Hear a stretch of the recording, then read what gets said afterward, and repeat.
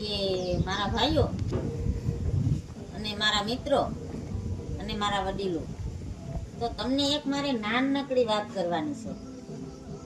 કહું? કયો તો કહું? કાંઈ વાંધો નહીં, હાલો હું કહી દઉં કે દીકરો છે ને, દીકરો એ એક બાપના ટુકડામાંથી બે ભાઈઓ ભાગ પાડીને અલગ થાય છે.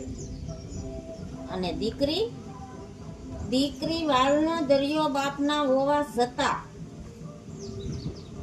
તો ઈ પ્યારકી થઈ જાય છે. કેમ કે એનું જાણવું એમ. અને દીકરી છે ને બાપની મિલકતમાં ભાગ નથી માંગતી ને, એટલે. તો મારા ભાઈઓ, તમને મારે એટલું જ કહેવું છે કે આ મારો વિડીયો સારો લાગ્યો હોય તો લાઈક, શેર, સબસ્ક્રાઈબ કરી દેજો અને બંને એટલાને શેર કરજો. અને હા મિત્રો, કોમેન્ટ કરવાનું ભૂલતા નહીં. જય માતાજી મિત્રો.